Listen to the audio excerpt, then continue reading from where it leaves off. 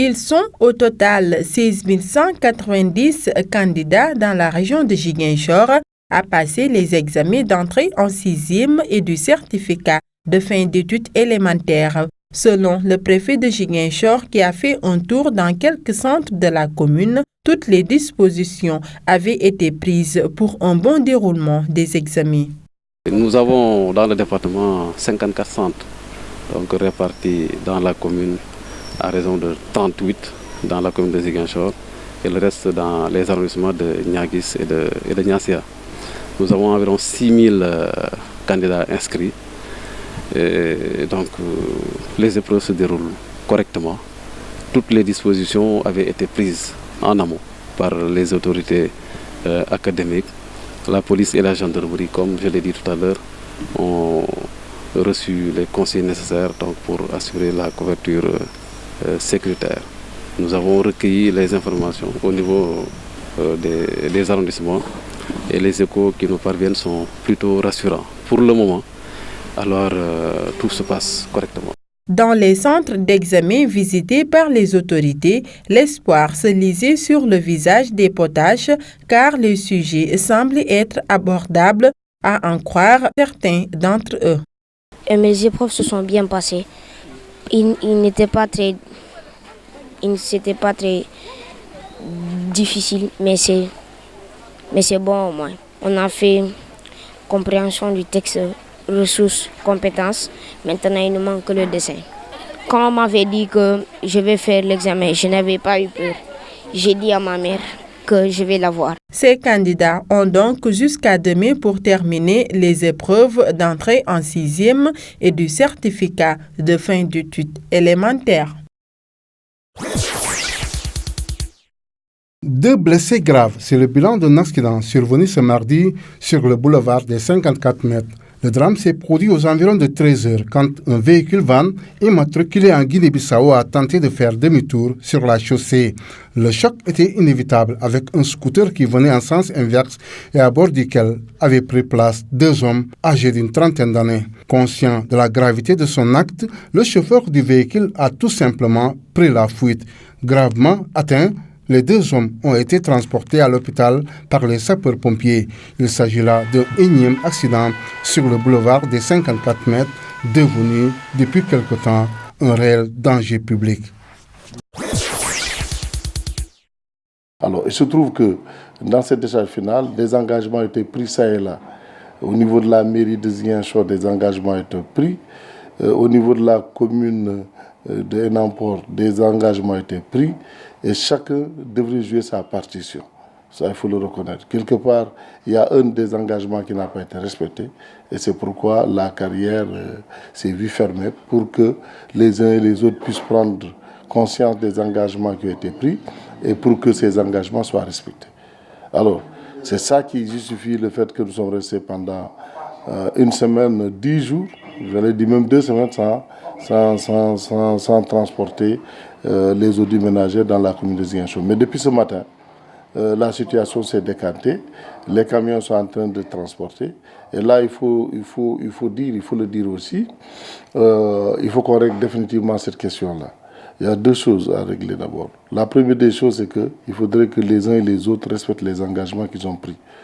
Parce qu'il faut reconnaître aussi que même si les ordures sont transportées à partir de Ziguinchor, mais sont déversées aussi auprès d'autres populations.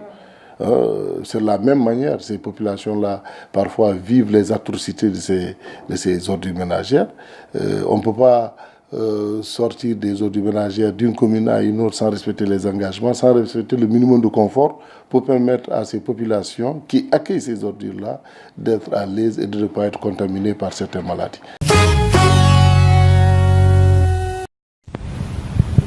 À Paris, l'avenue des Champs-Élysées a été le théâtre ce lundi après-midi d'une tentative d'attentat contre des gendarmes. La scène est en partie filmée par des vidéastes amateurs. L'homme circulait à bord d'une berline.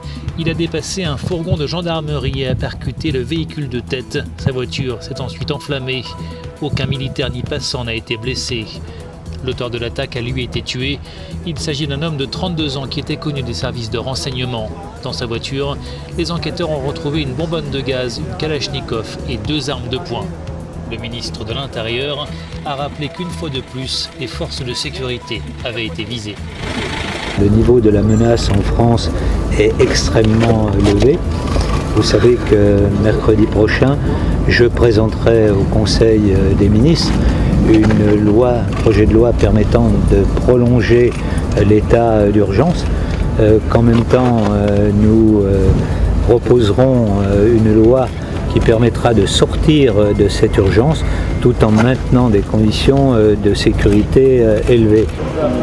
Il y a près de 2 mois déjà, des policiers avaient été pris pour cible par un homme sur les Champs-Élysées. Un agent avait été tué.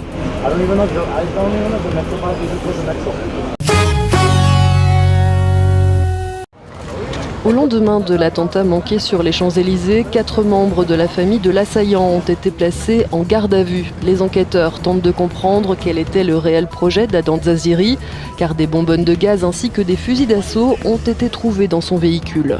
Ce Français de 31 ans est mort après avoir foncé contre un fourgon de gendarmes. L'attaque n'a pas fait d'autres victimes.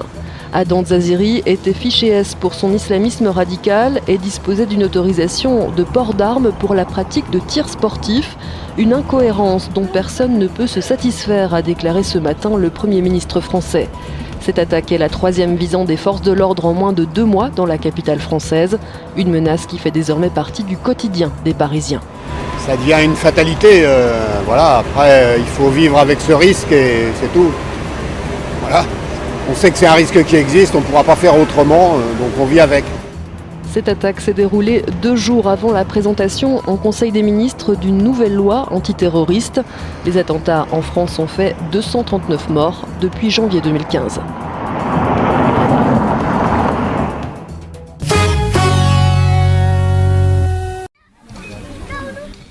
Elles ont échappé à la guerre au Sud-Soudan et font aujourd'hui partie des centaines de milliers de réfugiés en Ouganda. Dans les camps comme celui de Pitividi près de Yumbe, des milliers d'adolescentes orphelines sont désormais chefs de famille. L'enfance est loin, il faut puiser de l'eau cuisinée, prendre soin des plus petits alors qu'on souffre soi-même de traumatisme, comme Agnès qui a perdu son bébé du paludisme peu après son arrivée dans le camp. Mon état d'esprit ne s'améliore pas, je continue à pleurer, à penser au bébé, à penser à mon avenir. Comment c'est arrivé? J'ai quitté l'école, je n'ai pas passé l'examen. Maintenant, je reste assise à la maison.